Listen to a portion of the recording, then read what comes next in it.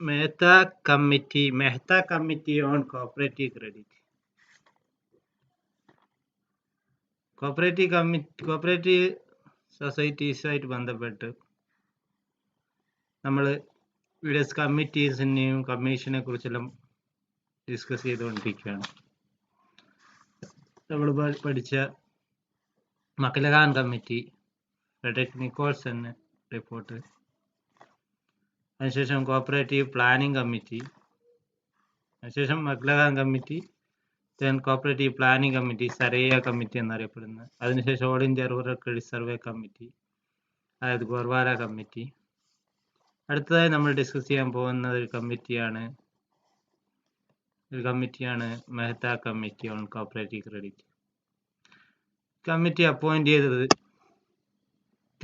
Appoint ചെയ്തത് September 1959 under the chairmanship of Sri V.L. Mehta, and submitted his report in May 1960. 1960 report submit ചെയ്തു. ഈ റിപ്പോർട്ടിന്റെ പ്രത്യേകത മെഹ്ത്ത കമ്മിറ്റിയുടെ വേരിയസ് പ്രൊപ്പോസൽസ്, റെക്കമെൻഡേഷൻസ് കണ്ടെയ്ൻ ചെയ്തിട്ടുണ്ട്. Organising a viable village level cooperatives രൂപീകരിക്കുന്നതായിട്ട് ബന്ധപ്പെട്ട് നാഷണൽ ഡെവലപ്മെന്റ് കൗൺസിലിന്റെ റെസൊല്യൂഷൻ അനുസരിച്ചുള്ള വേരിയസ് റെക്കമെൻഡേഷൻസും പ്രൊപ്പോസൽസും ഇതിൽ അടങ്ങിയിരിക്കുന്നു എന്നുള്ളതാണ് ഈ കമ്മിറ്റി റിപ്പോർട്ടിന്റെ പ്രത്യേകത. അത് നാഷണൽ ഡെവലപ്മെന്റ് കൗൺസിൽ റെസൊല്യൂഷൻ വരുന്നത് 1958 ഈ 58 റെസൊല്യൂഷന്റെ അതിൽ പറഞ്ഞിട്ടുള്ള കാര്യങ്ങൾക്കനുസരിച്ചാണ് എന്ത് ചെയ്യുന്നത്, ഈ കമ്മിറ്റി അവരുടെ റെക്കമെൻഡേഷൻസും അവരുടെ പ്രൊപ്പോസൽസും മുന്നോട്ട് വെക്കുന്നത്. മെഹ്ത്ത കമ്മിറ്റി അതിനുള്ള ശരിക്കും ഈ വില്ലേജ് ലെവൽ കോപ്പറേറ്റീവ് സൊസൈറ്റി, അതായത് സർവീസ് കോപ്പറേറ്റീവ് സൊസൈറ്റികൾ റൺ ചെയ്യുന്നതിനുള്ള ഒരു ഗൈഡ് ലൈൻസ് കൂടിയാണ് മുന്നോട്ട് വെക്കുന്നത്. ഈ കമ്മിറ്റിയുടെ ഇന്ന് നമ്മൾ കാണുന്ന സർവീസ് കോപ്പറേറ്റീവ് സൊസൈറ്റികളൊക്കെ തന്നെ പ്രവർത്തിക്കുന്നത് ഇവർ നൽകിയിട്ടുള്ള ഗൈഡ് ലൈൻസ് അനുസരിച്ചാണ്. അതായത് മെഹ്ത്ത കമ്മിറ്റി നൽകിയിട്ടുള്ള ഗൈഡ് ലൈൻസ് അനുസരിച്ചാണ്. മെഹ്ത്ത കമ്മിറ്റിയാണ് ഈ വില്ലേജ് ലെവൽ സൊസൈറ്റി എങ്ങനെ റൺ ചെയ്യണം എന്നതുമായിട്ട് ബന്ധപ്പെട്ട് അതിൻ്റെ ഓർഗനൈസേഷനുമായിട്ട് ബന്ധപ്പെട്ടുള്ള ഗൈഡ് ലൈൻസ് ഫ്രെയിം ചെയ്തത്. അതാണ് മെയിനായി സർവീസ് കോപ്പറേറ്റീവ് സൊസൈറ്റി എന്നുള്ള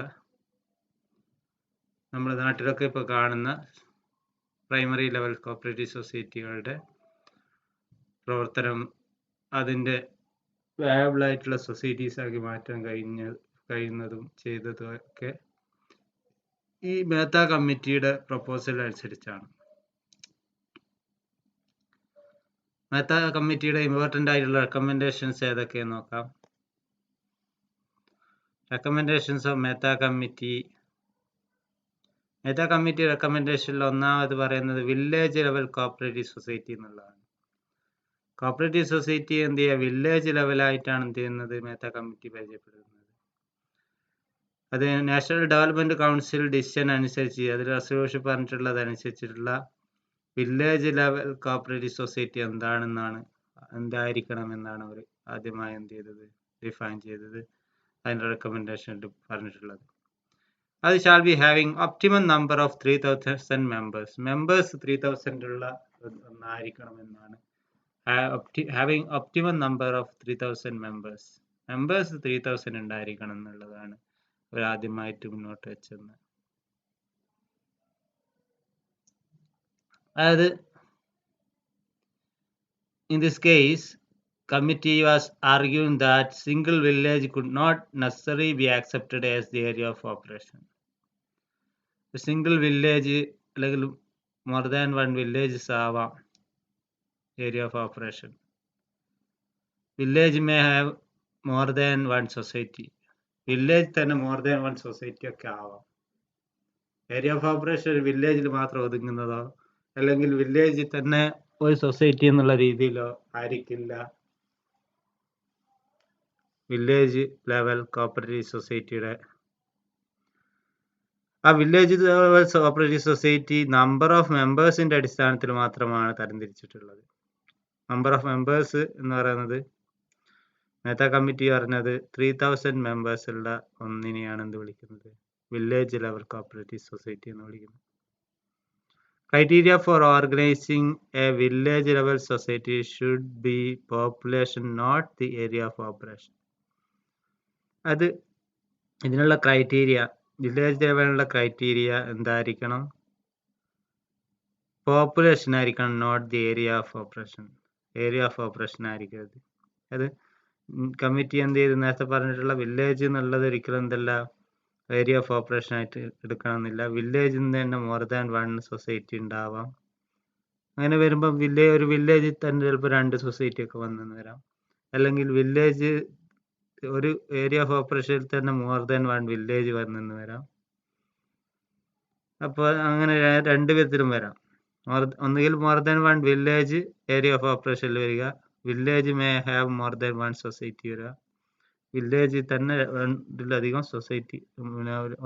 സൊസൈറ്റികൾ ഉണ്ടാവുക, ഇങ്ങനെയൊക്കെ വരാം. അതുകൊണ്ട് തന്നെ ഇവിടെ മനസ്സിലാക്കാൻ കഴിയും നമുക്ക് ഏരിയ ഓഫ് ഓപ്പറേഷൻ്റെ ബേസ് അല്ല village level societies, according to population ആണ് എന്നുള്ളത്. പോപ്പുലേഷൻ്റെ അടിസ്ഥാനത്തിലാണ് വില്ലേജ് ലെവൽ സൊസൈറ്റി എന്ത് ചെയ്ത് ആദ്യമായി നിർവചിച്ചത്. ആ നിർവചനം നൽകിയതാണ് ഇതിൽ ഒന്നാമത്തെ റെക്കമെൻഡേഷൻ ആയിട്ട് പറയുന്നത്.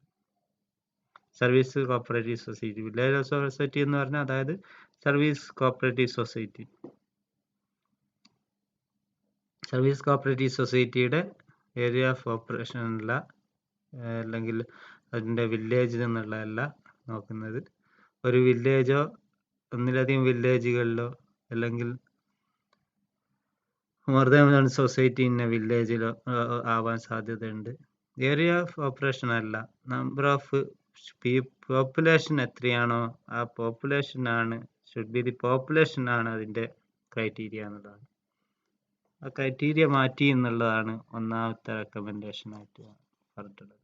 ക്രൈറ്റീരിയ പോപ്പുലേഷൻ എന്നുള്ളതിലേക്ക് വരണം, ഏരിയ ഓഫ് ഓപ്പറേഷൻ എന്നുള്ള മാറിയിട്ട് പോപ്പുലേഷൻ എന്നുള്ളതിലേക്ക് വരണം എന്നാണ് ഈ റെക്കമെൻഡേഷനിൽ മേത്ത കമ്മിറ്റി എന്ത് ചെയ്തത് പറയുന്നത്. ദെൻ രണ്ടാമത്തത്, state government should take shares in cooperatives.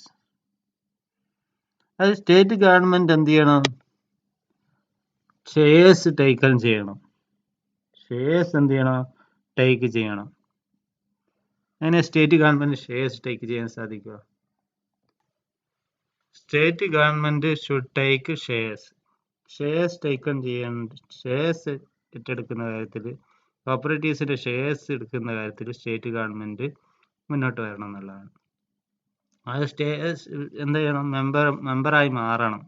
Shares share capital contribute ചെയ്തുകൊണ്ട് 1000 10,000 രൂപ വരുന്ന ഷെയർസ് എന്ത് ചെയ്തുകൊണ്ട് ടേക്ക് ചെയ്തുകൊണ്ട് അതിലൊരു കോൺട്രിബ്യൂഷൻ നൽകിക്കൊണ്ട് സ്റ്റേറ്റ് ഗവൺമെന്റ് എന്ത് ചെയ്യണം? ഇതിൽ മെമ്പേഴ്സായി മാറണം എന്നാണ് മറ്റൊരു നിർദ്ദേശം മുന്നോട്ട് വെച്ചത്. State government should take shares in cooperative societies. അതിൽ പക്ഷെ എന്ത് പറയുന്നില്ല? ഷുഡ് ടേക്ക് ഷെയർസ് ഡയറക്ട്ലി എന്ന് പറയുന്നില്ല ഒരിക്കലും. Should not take shares directly. Shares ഒരിക്കലും തന്നെ എന്ത് ചെയ്യരുത്? ടേക്ക് ചെയ്യുന്നത് ഡയറക്റ്റ് ആവാൻ പാടില്ല, ഇൻഡയറക്റ്റ് പാർട്ടിസിപ്പേഷൻ ആയിരിക്കണം എന്നുള്ളതാണ്. ഇൻഡയറക്റ്റ് പാർട്ടിസിപ്പേഷൻ ആയിരിക്കണം എന്നാണ് ഇതിൽ കോപ്പറേറ്റീവ്സ് എന്ത് ചെയ്യുന്നത്, കോപ്പറേറ്റീവ്സിന് വേണ്ടിയിട്ടുള്ള റെക്കമെൻഡേഷൻ ആയിട്ട് മേത്ത കമ്മിറ്റി പറയുന്നത്. ഡയറക്റ്റ് പാർട്ടിസിപ്പേഷൻ അല്ല, ഇൻഡയറക്റ്റ് പാർട്ടിസിപ്പേഷനാണ് എന്ത് ചെയ്യുന്നത്? റെക്കമെൻഡ് ചെയ്യുന്നത്. Indirect participation of state government recommended by this committee. ഒരിക്കലും തന്നെ ഡയറക്റ്റ് പാർട്ടിസിപ്പേഷൻ ഉള്ളതല്ല.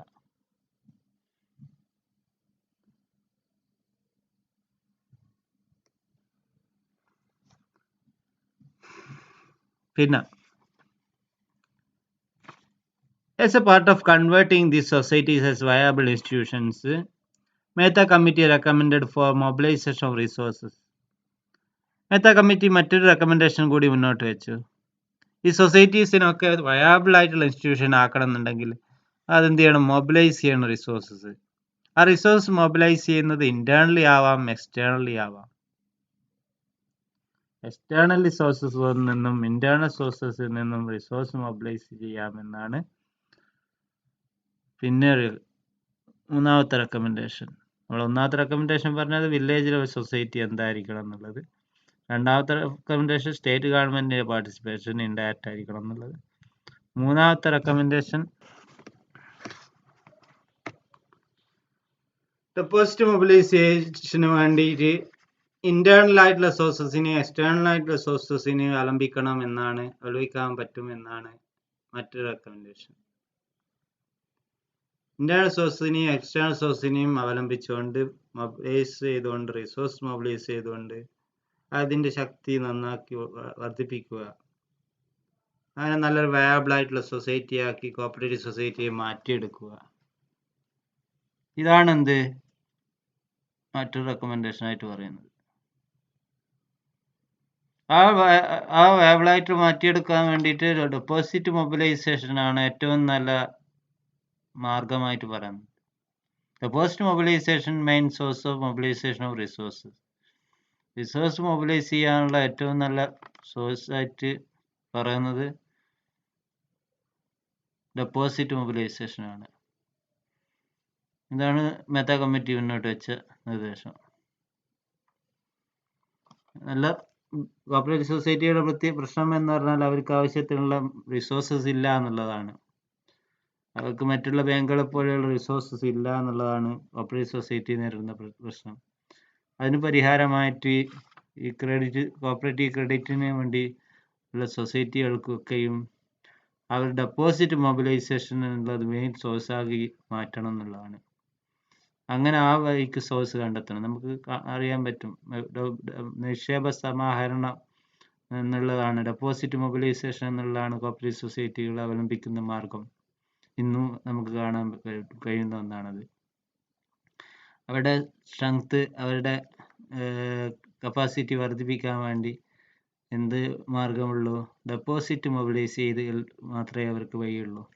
ഡെപ്പോസിറ്റ് മൊബിലൈസ് ചെയ്യുന്നതിലൂടെ മാത്രമാണ് കോപ്പറേറ്റീവ് സൊസൈറ്റിക്ക് ഒരു വയബിൾ ആയിട്ടുള്ള ഒരു സൊസൈറ്റിയായി മാറാൻ സാധിക്കുകയുള്ളൂ എന്നതാണ് ഇവരുടെ കണ്ടെത്തൽ. ദെൻ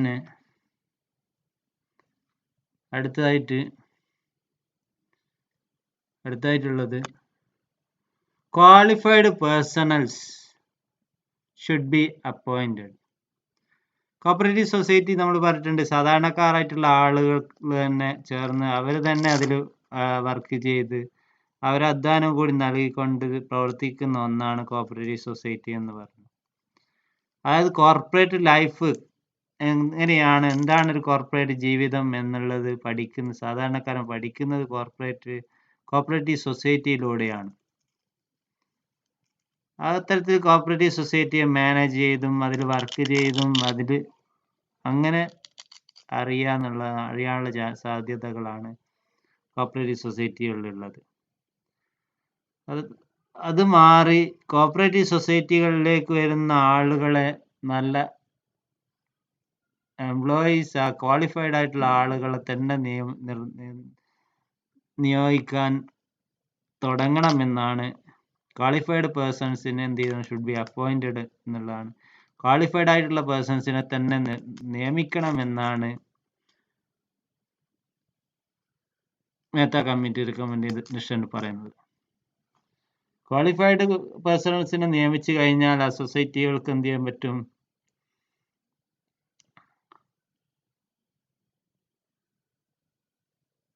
അതിൻ്റെ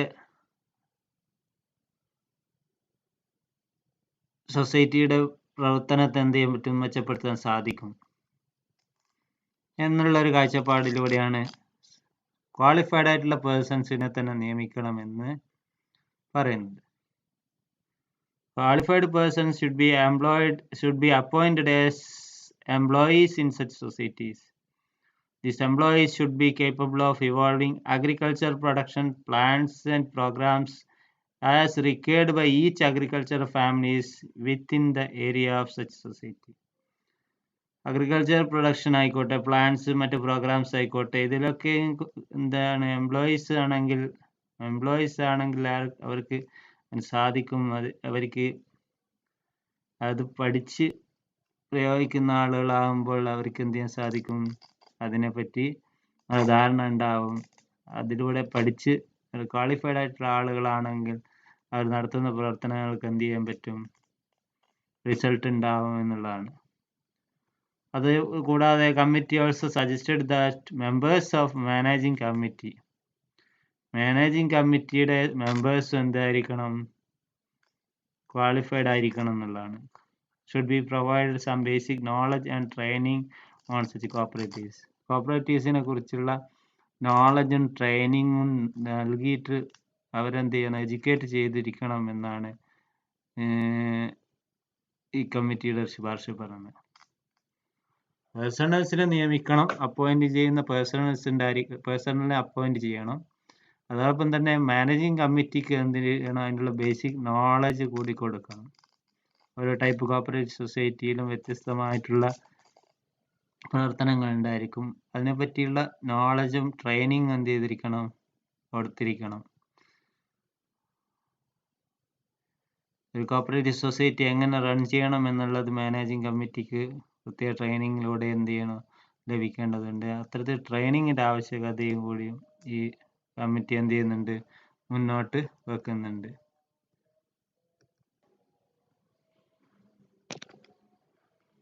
Department of Cooperation should be strengthened by reorganizing and rehandling.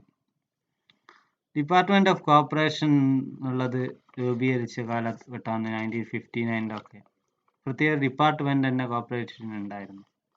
ആ ഓർഗനൈസേഷൻ കോപ്പറേഷൻ എന്ത് ചെയ്തിരിക്കണം, കോപ്പറേഷൻ ഡിപ്പാർട്ട്മെന്റിന് എന്ത് ചെയ്തിരിക്കണം, സ്ട്രെങ്തൻ ചെയ്യണം എന്നുള്ളതാണ് മറ്റൊരു നിർദ്ദേശം.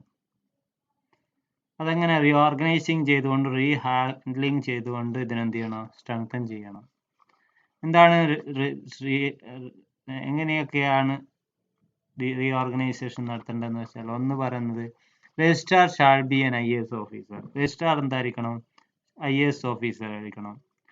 ജോയിന്റ് രജിസ്ട്രാർസും ഡെപ്യൂട്ടി രജിസ്ട്രാർസും അതിൻ്റെ അസിസ്റ്റൻസ് ആയിട്ട് വരും. Registrar shall be an IAS officer. പിന്നെ അപ് ടു ഡേറ്റ് ആയിട്ടുള്ള ഓഡിറ്റ് നടക്കണം. അതായത് inspection, supervision and control of society should be made effective and fruitful. അതിനായിട്ട് സഫിഷ്യൻ്റ് ആയിട്ടുള്ള നമ്പർ ഓഫ് ഇൻസ്പെക്ടേഴ്സിനെ, ഓഡിറ്റേഴ്സിനെ എന്ത് ചെയ്യണം, അപ്പോയിന്റ് ചെയ്യണം. അങ്ങനെ എഫക്റ്റീവ് ആയിട്ടുള്ള ഓഡിറ്റ് ഇൻസ്പെക്ഷൻ നടക്കണം. ആ ഓഡിറ്റ് ഇൻസ്പെക്ഷൻ എന്തായിരിക്കണം, അപ് ടു ഡേറ്റ് ആയിരിക്കണം. Register of cooperative societies subordinate officers ഒക്കെ എന്തായിരിക്കണം, ക്വാസി ജുഡീഷ്യൽ ആയിരിക്കണം.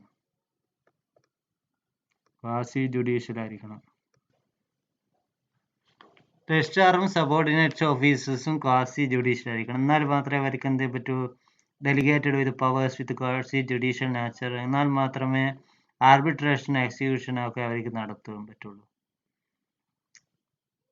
അത് അങ്ങനെ ആർബിട്രേഷൻ, എക്സിക്യൂഷൻ നടത്തിക്കൊണ്ട് എന്ത് ചെയ്യാൻ പറ്റും, ഓവർ ഡ്യൂസ് ഓഫ് സൊസൈറ്റീസ് എന്ത് ചെയ്യാൻ പറ്റും, അവോയ്ഡ് ചെയ്യാൻ സാധിക്കും. ഓവർ ഡ്യൂസ് ഉണ്ടാവുക എന്നുള്ളതാണ് അത് സൊസൈറ്റിയുടെ ഏറ്റവും വലിയ പ്രശ്നങ്ങളിലൊന്ന്. ആ പ്രശ്നത്തെ പരിഹരിക്കാൻ ഇവർക്ക് ക്വാസി ജുഡീഷ്യൽ ആയിട്ടുള്ള പദവി കൊടുത്തു കഴിഞ്ഞാൽ, സബോർഡിനേറ്റിനും രജിസ്ട്രാർക്കും ക്വാസി ജുഡീഷ്യൽ പദവി കൊടുത്തു കഴിഞ്ഞാൽ എന്ത് ചെയ്യാൻ സാധിക്കും, ഈ ഓവർ ഡ്യൂസ് ഇല്ലാതാക്കാൻ സാധിക്കും. Central and district cooperative bank അതിനെ എന്ത് ചെയ്യണം, shall be provide with powers for supervision and control. അവയെ ഈ പവേഴ്സിൻ്റെ supervision and control powers central cooperative ബാങ്കിനും എന്ത് ചെയ്തിരിക്കണം, സൂപ്പർവിഷനുള്ള പവർ കൊടുക്കണം, കൺട്രോളിന് സൂപ്പർവിഷനുള്ള പവർ നൽകിയിരിക്കണം എന്നാണ്. നൽകുന്നതിലൂടെയാണ് കോപ്പറേറ്റീവ് ഡിപ്പാർട്ട്മെന്റിന് എന്ത് ചെയ്യാൻ പറ്റുന്നത്, ഇടപെടാൻ സാധിക്കുന്നത്. ഡിപ്പാർട്ട്മെന്റിന് ഒന്ന്, registrar shall be an IAS officer, up to date audit ആയിരിക്കണം. Registrar and subordinates officer quasi judicial ആയിരിക്കണം. Central or district cooperative bank shall be provide with powers for supervision and control. Then next, State Cooperatives Act should be modified, incorporating necessary provisions for fulfilling of successful working of cooperative societies. Cooperative സൊസൈറ്റിയുടെ successful വർക്കിങ്ങിനായി വേണ്ടി അതിനു വേണ്ടിയുള്ള state cooperatives ആക്ടിൽ വേണ്ട മാറ്റങ്ങൾ കൊണ്ടുവരണം. State cooperatives act എന്ത് ചെയ്തിരിക്കണം? Modifications ഒക്കെ കൊണ്ടുവരണം. അങ്ങനെ മോഡിഫിക്കേഷൻസ് കൊണ്ടുവരണം എന്നുണ്ടെങ്കിൽ അതിനായിട്ട് എന്ത് ചെയ്യണം? അതിനുവേണ്ടി അങ്ങനെ കൊണ്ടുവരുന്നതിലൂടെ എന്ത് ചെയ്യാം? കോപ്പറേറ്റീവ് സൊസൈറ്റിയുടെ വർക്ക് സക്സസ്ഫുൾ ആക്കാൻ വേണ്ടി പറ്റും. Fulfilling the successful working of the cooperatives. അതിലിപ്പോൾ പ്രൊവിഷൻസ് ആഡ് ചെയ്യണം. പ്രൊവിഷൻസ് ആഡ് ചെയ്യാൻ എന്തൊക്കെ നെസസറി ആയിട്ടുള്ള പ്രൊവിഷൻസ് ആവശ്യമുണ്ടോ അതൊക്കെ ഇതിൽ മോഡിഫിക്കേഷൻ കൊണ്ടുവന്നുകൊണ്ട് ഇൻകോപ്പറേറ്റ് ചെയ്യണം. അങ്ങനെ ഇൻകോപ്പറേറ്റ് ചെയ്യുന്ന നെസസറി പ്രൊവിഷൻസിലൂടെ കോപ്പറേറ്റീവ് സൊസൈറ്റിക്ക് എന്ത് പറ്റും? സക്സസ്ഫുള്ളായിട്ട് വർക്കിംഗ് സാധ്യമാവും. അതിനാവശ്യമായ രീതിയിലുള്ള സ്റ്റേറ്റ് കോപ്പറേറ്റീവ് ആക്ടിലുള്ള മോഡിഫിക്കേഷൻസും കൊണ്ടുവരണം എന്നുള്ള റെക്കമെൻഡേഷനാണ് ലാസ്റ്റ് വെച്ചിട്ടുള്ളത്. Provisions may be incorporated in this act for successfully implementing the recommendations of the committee.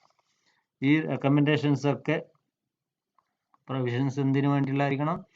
ഈ റെക്കമെൻഡേഷൻസ് ഒക്കെ എന്ത് ചെയ്യാൻ വേണ്ടിയിട്ട്, ഇംപ്ലിമെന്റ് ചെയ്യാൻ വേണ്ടിയിട്ടുള്ള ഒരു ആക്ടിലുള്ള അമെൻഡ്മെന്റ് ആയിരിക്കണം ഇതുകൊണ്ട് ഉദ്ദേശിക്കുന്നത്. അപ്പം നമ്മൾ പറഞ്ഞത് ഒന്നാമത്തെ പറഞ്ഞത് എന്താണ് വില്ലേജ് ലെവൽ സൊസൈറ്റീസ്.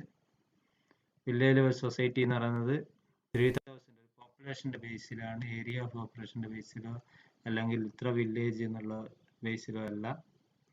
ചിലപ്പോൾ 2 വില്ലേജ് അല്ലെങ്കിൽ ഒരു വില്ലേജ് തന്നെ 2 സൊസൈറ്റി അങ്ങനെയൊക്കെ വരാം. ഏരിയ ഓഫ് പോപ്പുലേഷൻ നോക്കിയിട്ടല്ല, പോപ്പുലേഷൻ്റെ നോക്കിയിട്ടാണ് എന്ത് ചെയ്യുന്നത്? വില്ലേജ് ലെവൽ സൊസൈറ്റിയെ എന്ത് ചെയ്യുന്നത്? തരംതിരിക്കുന്നത്. വില്ലേജ് സൊസൈറ്റീസിൻ്റെ നിർവചനം വരുന്നത് പോപ്പുലേഷനെ ബേസ് ചെയ്തിട്ടാണ്. സ്റ്റേറ്റ് ഗവൺമെന്റ് എന്ത് ചെയ്യണം? ഷുഡ് ടേക്ക് ഷെയർസ് ടേക്കൺ ചെയ്യണം എന്ന് പറയുന്നത്.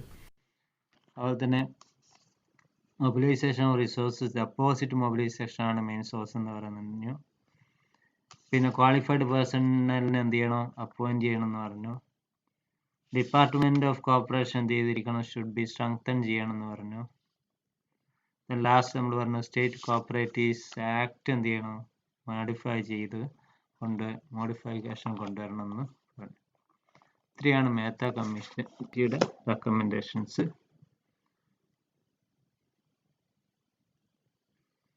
മറ്റു റെക്കമെൻഡേഷൻസ് ഒക്കെ പ്രൊവിഷൻസ് ഒക്കെ ഫുൾഫിൽ ചെയ്യാൻ വേണ്ടി ഉള്ള ലാസ്റ്റ് പ്രൊവിഷൻ, ലാസ്റ്റ് റെക്കമെൻഡേഷൻസ് അതിനുള്ളതാണ്. സ്റ്റേറ്റ് കോപ്പറേറ്റീവ്സ് ആക്ട് എന്ത് ചെയ്യണം? മോഡിഫൈ ചെയ്യുക എന്നുള്ളത് നമ്മൾ റെക്കമെൻഡേഷൻസ് ഒക്കെ ഇംപ്ലിമെന്റ് ചെയ്യാൻ വേണ്ടിയിട്ടുള്ള റെക്കമെൻഡേഷൻ കൂടിയാണ്.